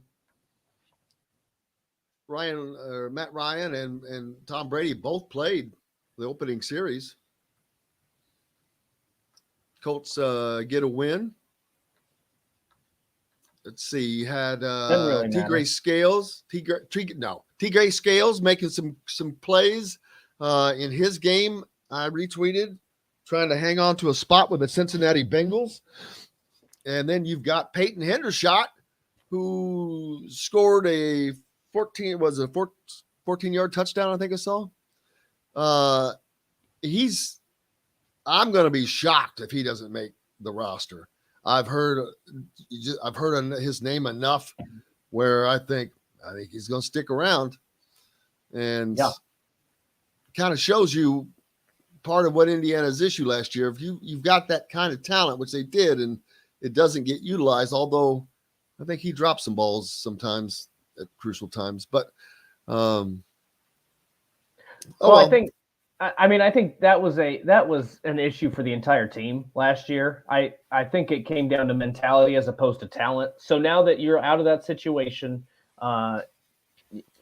everything just kind of snowballed last year. I don't know how much you can read into Indiana and specific players not performing well, just because, again, we saw what they were able to do in 2019, 2020. I don't know how much you can read into it. So I think Peyton Hendershot can stick around. I think he's a really good tight end. He might have had a case of the drops in 2021, but that was there were a lot of factors involved with that stuff. Yeah, I'm not blaming it all there, but a lot of talent. But now, what are they going to do this week? I'm not. I've stuck with Connor Bazelak, but I keep hearing it's Jack Tuttle. And I've not tried to find out. I have not. I'm like, you know what? I'm not going to be surprised if it's Jack Tuttle. That just kind of seems to go along. Well, are you surprised? Only because of previous decisions. Okay. That's why I'm basing it solely on previous decisions made. That part I wouldn't say, but I haven't been out there. See him. See, to me, the reason I'm concerned if it's Jack Tuttle is because I feel like we've seen enough to know. I don't want to completely tear down the kid, but to know he's probably a good quarterback. He's a good quarterback. He went to he was one of those the Elite 11. He's a good quarterback. But let's remember, there was no freaking offensive line. Exactly. And so there was no line. And he does not have the movement and mobility, I think, in order to be successful. And I think Connor Bazelak has a little bit more of that. So that's why I say if they are dependent on Jack Tuttle, I'm concerned because I don't think he has the movement and the ability. And I just see a lot of sacks if he's back there, because if he was behind a good offensive line, and maybe this offensive line is much improved. Hey, if they're able to keep him clean and standing upright, then he might be just fine. I just think that if they're going to have to move, I don't think that the offensive line has improved so much where the quarterback can stand back there for 3 or 4 seconds and have a clean pocket. So we'll see what happens. I could be completely wrong, but again, this whole offseason, we know nothing. So why we should just wait till Friday to predict. Tanis half 11 on why it says this is in regard to Brian Robinson getting shot. So that's why you drive an old car like Alfred Morris did. Nobody jacks somebody in an 83 Volkswagen Rabbit unless they can drive a stick. There's truth to that, man. I've never heard of, there you go. We'll find out, man. I'm looking forward to it. And it doesn't matter to me who it is. I don't care. Right. I'm covering the event. I don't have, I want them to win. Don't get me wrong, but I don't have a vested interest in it. I'm just going to, as always, I'm reporting on it. I'm interested to see who it is and how they do. And if it is Tuttle, then that's who they must feel is performed the best. Yeah. We're not in practice. And he's been here for 3 years now. So the relationships, all that matter. The one thing I'll say is that the experience doesn't really matter in how long he's been at Indiana, because when you hire a new offensive coordinator in Walt Bell, I mean, the offense isn't the same. So it's not like he's going to have a better understanding of the type of offense they're going to run. Basically, Connor Bazelak and Jack Tuttle are both starting off at the same level because of the new implementation and everything. So sometimes you might say a quarterback is still learning the offense, and maybe that's why a decision was made, but that won't be the case in this regard. How about Daniel C. jumping on? His nephew is number 26, Josh Henderson, and he says, "What up?" Josh Henderson said, "What up?" and that he is excited for the first game. So that's good to hear that players are ready to go, man. Of course, I'm sure they're tired of beating on each other. That wears yourself down. But Josh is a running back from Pennington, New Jersey, at the Hun School, transferred in from one of those North Carolina transfers. So that could be an impact player. I mean, he's one of these guys that could be, possibly be an impact player. So hopefully, Daniel, thanks for following, and we hope Josh has a great season. That's the goal for everybody. It's a lot more fun. Let's see. What else? Michigan named their starter publicly. Not that matters to anybody, but didn't they name both quarterbacks? Yeah, did they? I thought that's what it was. I thought Jim Harbaugh released a statement saying they have two great quarterbacks, and basically it was a statement without being a statement, if that makes sense. Which is a very Jim Harbaugh thing to do. And maybe he will play both. That wouldn't surprise me. Not him. They did do that last year. I mean, they did that. Obviously, Cade McNamara played a majority of the snaps, but J.J. McCarthy got in there. He played every game or close to it, threw some passes, ran the football. I mean, if you got two quarterbacks that don't mind being used in certain situations, why wouldn't you? Penn State used to do that with Trace McSorley, Tommy Stevens, Sean Clifford. They've used those guys in multiple roles. So if you've got an athlete out there, why leave him on the sideline? I mean, I think both guys are capable of leading that offense. So if you can use them interchangeably at some point, why not? Auburn's director of athletics has retired, which is, I don't know, a little surprising at this time. It's a weird time for, when someone resigns at a time like this, you wonder, but resign to pursue other interests. Okay. This is not a job. You hear that a lot of time from different lower, people who are not making, I'm assuming, between $500 to $750 million a year in that job, because I know what the Indiana job pays. So was probably making. What other interest unless you're going to the Live Tour?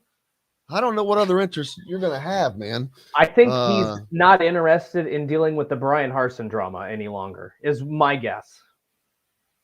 And go on to further explain that, please. Well, for the peeps at home. I mean, Brian Harsin's just been in hot water. When he first started, I mean, a number of different coaches, players hit the transfer portal, which is not uncommon for a new coach. And then there were some allegations that I'm not going to get into specifically because I don't know whether they were true, false. I don't know, but it was not painting a pretty picture of Brian Harsin. And look, not to the point to where they gave Gus Malzahn over $21 million to leave. Yeah. And so I think there was some investigation stuff that happened into that. Obviously, Brian Harsin's now still the head coach, but a lot of that stuff is going to be overlooked if you win. And if you're not a winner, they're going to bring it back up. And so it makes me wonder if you make a bad hire, and in the SEC, you make a bad hire, that's the AD as well. So you could be on the chopping block as well as the head coach. How about this for a comment? Former Duke AD Kevin White called Auburn's announcement terribly disturbing and perhaps closer to utterly shameful. That's pretty strong.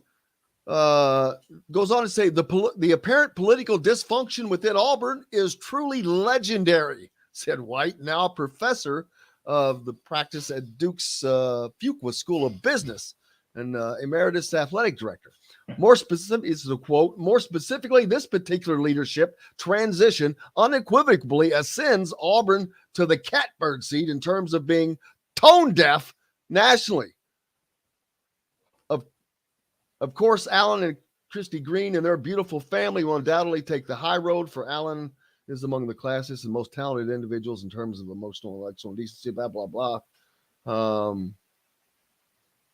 Allen is clearly a rock star leader within the broader college athletic landscape. Therefore, this is clearly a death blow moment as the greater enterprise of college athletics swirls via unprecedented chaos.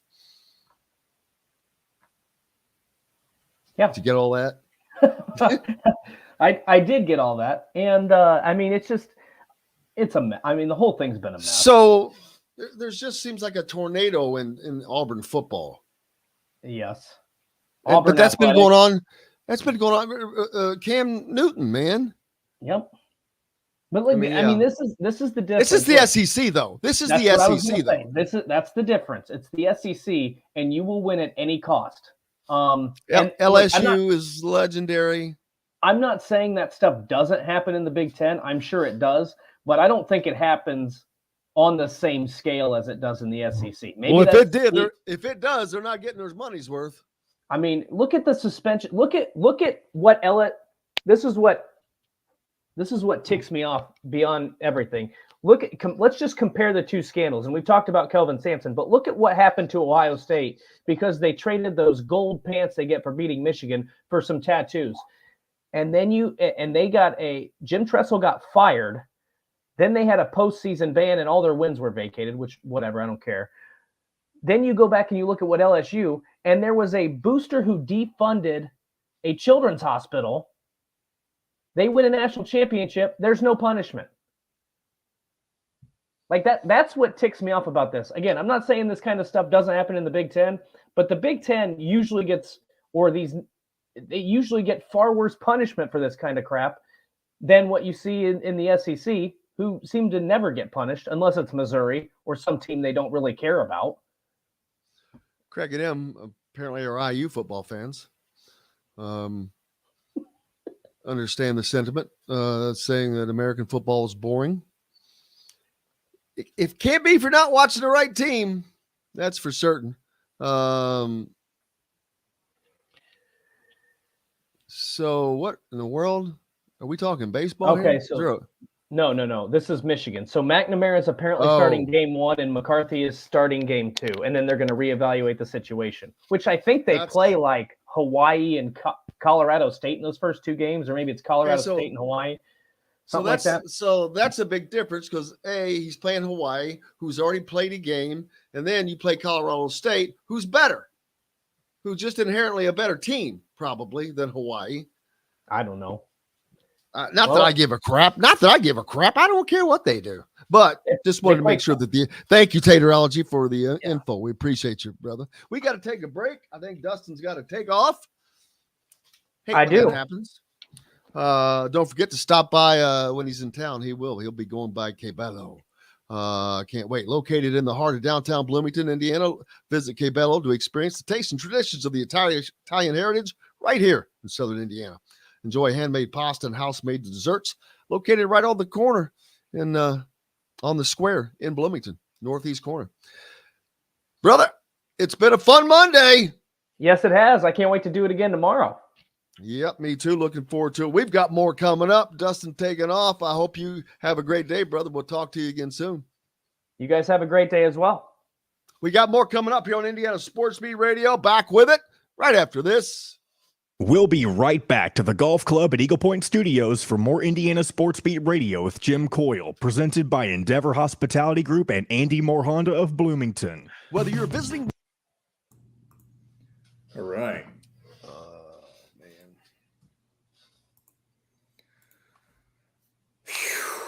Un mas.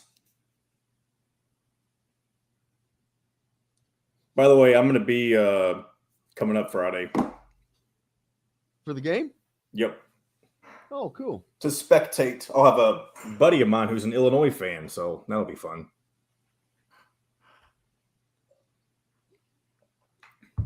This will actually be my first IU event since pre-COVID. I wasn't avoiding it because of COVID, other than when I had to, but this is my first real opportunity to come back up since COVID.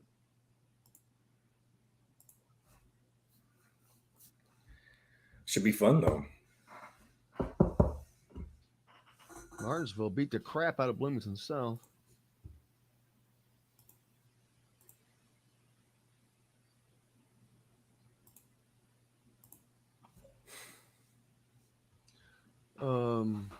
Where's the overall scores, man? Come on.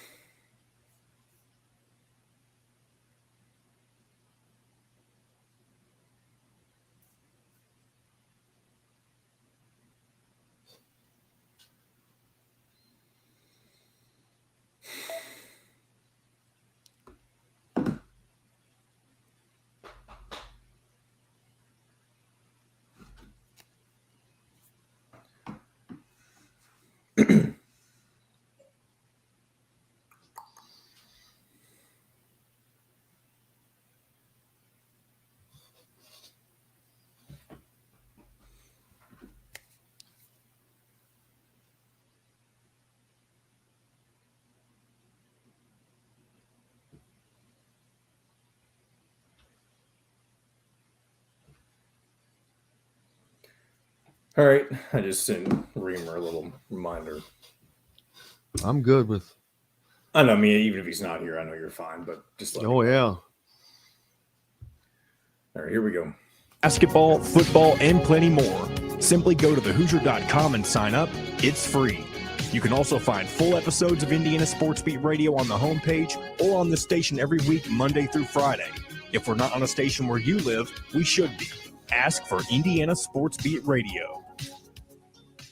This segment is brought to you by Bubba's 33 in Clarksville. Pizza, burgers, beer. Now back to the Golf Club at Eagle Point Studios for more Indiana Sports Beat Radio with Jim Coyle, presented by Endeavor Hospitality Group and Andy Moore Honda of Bloomington. Welcome back, Indiana Sports Beat Radio here on this Monday. Just looking over some of the high school scores jumping out at me. Bloomington North got a win over Bedford North Lawrence, 35-14. Brownsburg, 42-35 over Cathedral. Can't wait to talk to Kyle Denrip about that game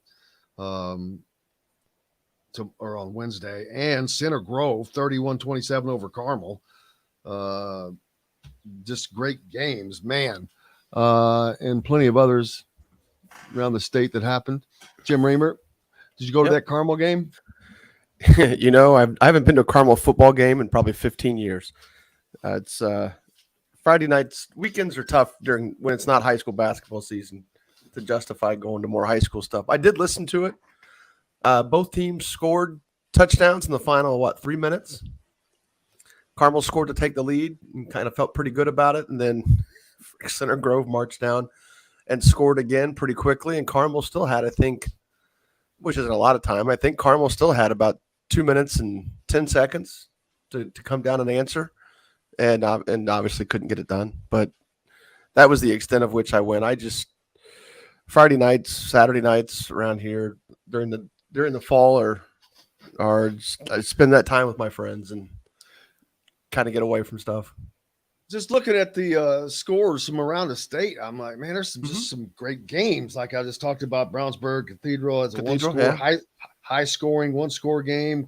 The Center Grove Carmel, a high-scoring one-score game. Evansville Bossy beats Evansville Central, and then Evansville Harrison 20-15 over Jasper. And then I think this has to be a big upset. Evansville Mater Dei beat Castle 17-14. And I think Mater Dei is a small, I'll have to check this, but I'm thinking they're like 2A or something. Football, I'm not sure what their designation is. Yeah, I'll have to look. But Wrights over Lincoln, 31-28. Evansville North beat shut out Evansville Memorial. The Fighting Pat Grahams. Well, they're not the Pat Grahams, but the Grahams. Did Kyler, not to switch gears, but did Kyler talk about the freshman camp? No. Leave that for you. Oh, really? Okay. All right, cool. Good. Stephen Reynolds was good. There's a kid, South Bend, Washington. I didn't mean to deflect too bad from the football. I wanted to make sure if he said anything about the the camp or not? No, I was just getting actually Fort Wayne schools up there. They all play each other. Lures over Wayne, 38-15. It was Carroll over Snyder, 28-21. I can't believe how close every one of these games are. North Side, Fort Wayne North Side over Dwinger, 32-27. And Northrop over the South Side, 17-12. Every one of those games except for the first one, just close. But yeah, freshman camp. Where did it take place? First of all, it was at Fischer's. Prep Hoops ran that, and Kyler was there as part of the coverage. I was there all day as well, at least for the game part. I was there for all day, and you know, you compared it to the class before, where it was definitely you had Sisley and Harrelson were, you know, just definite, clearly high major guys. I'm not sure the class of 2026 has that. They definitely. But Steven Reynolds is as close as it can be, and I think if he develops physically, you know, and athletically, he'll end up being that guy. He lived up to the billing that he came into that camp with. He's not the physical specimen that Harrelson is, and at 6'4", he is he's a natural too, but he's got a lot of great understanding of change speeds. He understands how to change directions. He does it pretty effortlessly, even in traffic. And I know he's not doing it against set defense, but he was excellent. He lived up to it, and he would be the one kid that he would be the one kid I think that would be relevant, at least from an IU recruiting perspective. Did you get to see much of the play of the camp? Yeah. I mean, I got a chance to watch basically every team play at least a quarter and 70, and all but 4 or 5 of them actually I get to see play an entire half. And it's not a great way to get an evaluation of any individual kid, but it is a good way to see all of them and just get a feel for who you think has a chance to develop. And, you know, there's a couple of kids that I think will develop physically, and if their skill set catches up to their physical abilities, those will be kids you'll hear about as juniors and seniors. But Reynolds was the one kid that came into the camp. Another kid, Julian Smith from Mount Vernon, the one up here near Indianapolis. He lived up to the hype too, as far as what kind of player he is. But, you know, again, at 5'11", he's going to be small for a point guard, and he's probably done growing or not going to squeeze in much more. And then Damani Wells too, also from Mount Vernon. Mount Vernon's got a tremendous freshman class. They got a kid, Ertl, who's also their quarterback on the football team. Those 3 freshmen at Mount Vernon will probably see a lot. If not start, we'll definitely see a lot of varsity time. But the 2 kids that were at the camp yesterday from Mount Vernon both were really good. But Reynolds was the definite, again, just from the IU perspective, he would be the guy that most people would be attracted to. What oh, daggone it. What was I going to ask? The new Rivals rankings just came out. And one that I was just still, I just question is Jalen Harrelson not being ranked higher. I'm surprised that they didn't have him as a 5-star. With the talent that he has, the abilities he has, the body that he has, all of that together. And there was, I forget the kid, but like some 5'10" kid that they had in front of him. I'm like, yeah, I'll take Jalen Harrelson every day of the week and twice on Sunday over that dude. Rankings are tough. I mean, they're subjective, even as much as they try to keep the process objective with the amount of input they get from the different people they have in their, in the network, as well as just talking to college coaches that they trust. It's still a very subjective process. It's in big part why on my website we do it by position. We don't really rank the class overall because it's irrelevant. What you said as far as the stars go, that is a little bit of a better process because college coaches, not that they're counting stars, but they are more worried about tiers of players. For example, if you think there's 7 or 8 high major guys in Indiana, and those are the ones that Indiana, Purdue, Butler, Notre Dame are going to focus on. They're not going to nitpick who's better between Harrelson and Sicily. They're going to nitpick which of those two, if not both, obviously in this case, fit their system the best.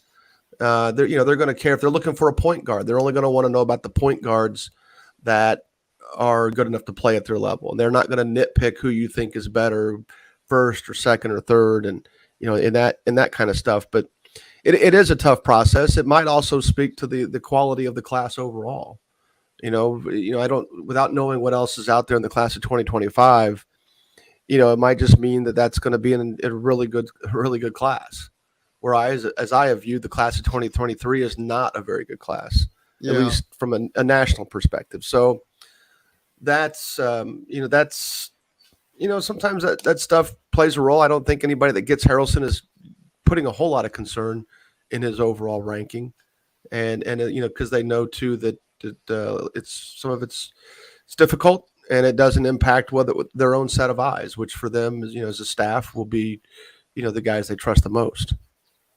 I just thought of this. It is a great possibility that the state of Indiana could have the overall number one player 2 years in a row. Currently, Xavier Booker occupies that spot. And right. The more people get to see Flory Badunga, right. He might be, I don't know. I can't say more talented because they're different players, but he's definitely a dominant player right now. He was more talented when they played each other. I mean, he showed more. He showed more of what he'll be able to do, and that's that. In that context, it was one outing. And look, again, it's a situation where neither team is scouting, neither team is game planning, other than maybe be something that's said right before the game. Hey, try to take this away, or hey, make sure you're watching for this. But definitely, it's not the same as playing a school team. And I know Kokomo's even tried to up their schedule a little bit this year, so Flory will get a little bit more competition, see more guys. Maybe I don't think they're going to see too many guys his size, but definitely see more guys that are a little bit closer to staring him in the eye. Five Lefts asks, what do you think about Mason Darrell? Didn't stand out good or bad, so that's a good thing right now. It's not a great situation to evaluate kids. I did recognize the name, but I'd have to go back and look it up to see even what school he was. So it wasn't something where I thought maybe he was the top 10 or 12 guys there. But I do recognize the name. So sorry. Anything else happened there that of note? No, not really. I mean at the camp, no, not really. It's look, the Prep Hoops guys do a great job with it. It's the one camp that I look forward to every year. And it's also a great opportunity to see these kids thrown into the mix and playing other kids from across the state. There's kids that there's like a handful of guys I knew of before they went into the camp. None of them were Carmel kids. I didn't know who any of the Carmel kids were just yet. Now I've figured them out. I saw them all, and luckily they all did something productive during the games, so that was good. But it was good to see some of the kids that I'd already seen playing against some of the best freshmen in the state of Indiana. I think outside of a couple of guys, they got the best kids there, and they do a great job with that. And that's Eric Gardner. Credit to him. Credit to Brandon Ramsey, and Kyler, of course, is part of the review process of watching the games and writing and reporting on guys. And he and I are going to talk about it later today. When we do something for my website, we're going to have a discussion about this camp and the guys we like. But they do an excellent job with it, and it's one of the things I look forward to every year. Obviously, big note for Indiana. Derek Queen is planning on taking 3 visits: Arizona, Maryland, and Indiana, of course. But Maryland has become just a player in the recruiting business here of late, landing a couple of targets Indiana was going after. And Here's yet another. Like I said, I cannot see three guys from the same high school playing on the same college team. It just doesn't work out that way normally. But this is a different era that has nothing because there are other factors at play now. So that's kind of why I always think that. But who knows? There maybe the thought maybe, hey, we had great chemistry and it's a great situation. But he is planning Indiana, one of the places he is planning to take a visit to. And there was a story in the Hoosier.com where he was at the Will Barton elite camp in Baltimore over the last weekend, I think. Wouldn't see Tolbert, Stu Robinson going back to the late 70s and 80s, the Madison Heights, wasn't there Winston Moore no, they weren't all the same grade, but weren't they all Madison Heights guys? But that was a different time because you had Lyndon Jones and Edwards and all, and it was different then. Now, and they're not coming from a high school; they're coming from an academy, which means Jalen is from Charlotte. I don't know where the other guys are even from, but so they're from different places. They're not even from the same place, so it's just different. And you got NIL involved, so it could play that way. We'll see. Quick, who asked about the Mason Darrell kid? It was whoever asked five lefts, yeah. Whoever asked about that evidently did well. I have 2 dots next to his name, so that was good. That's what Mike said. Everything was just, again, this is just like get your eyes on everyone. I mean, I saw every single kid play. So none of it was too credible. And again, the kids with 3 dots are the ones that I knew, the ones that I came away with thinking, yeah, that kid was really good. Trying to think he was 427. Let's see. Well, I'm going to see at least figure out what school. Crown Point. Yeah, he was good. Point guard.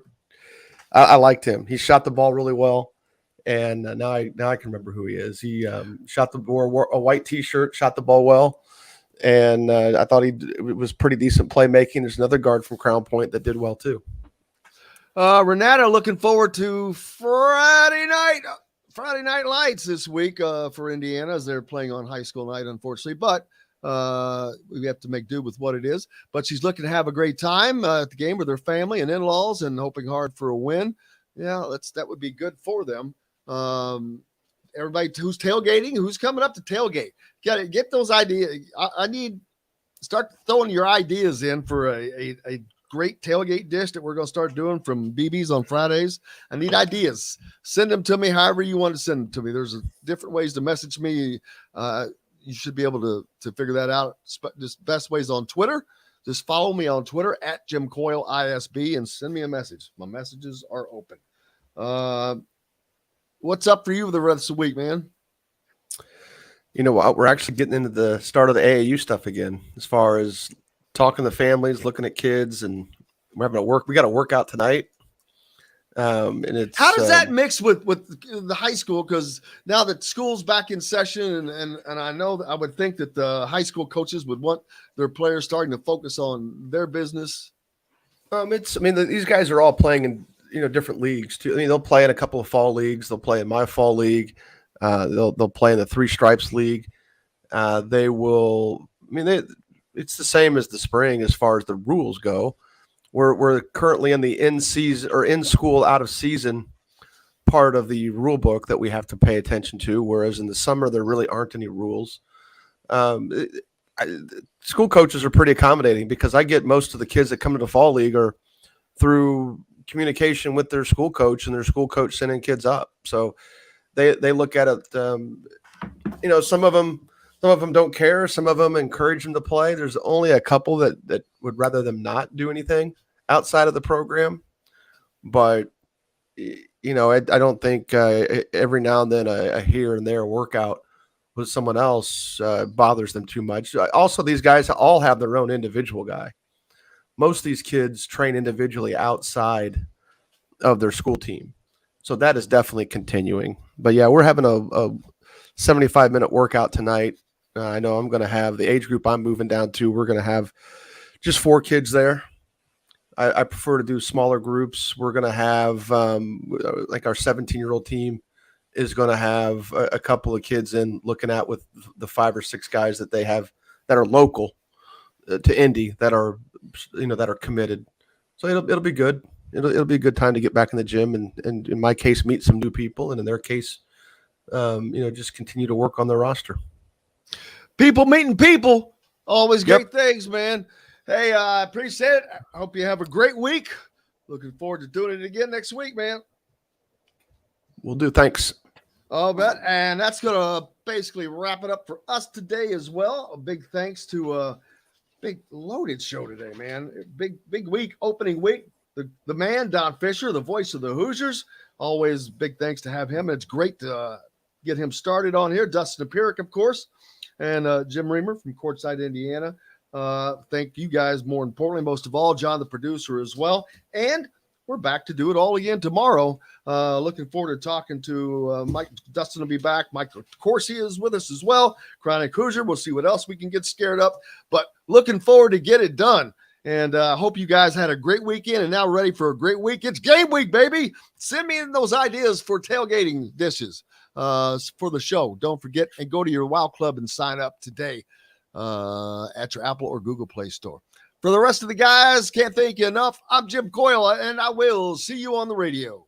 Thanks for listening to Indiana Sports Beat Radio. Be sure to subscribe to our YouTube page for more clips and team coverage of Indiana basketball, football, and more. You can also find full episodes and tons of other content on thehoosier.com. We'll see you next time for another edition of Indiana Sports Beat Radio.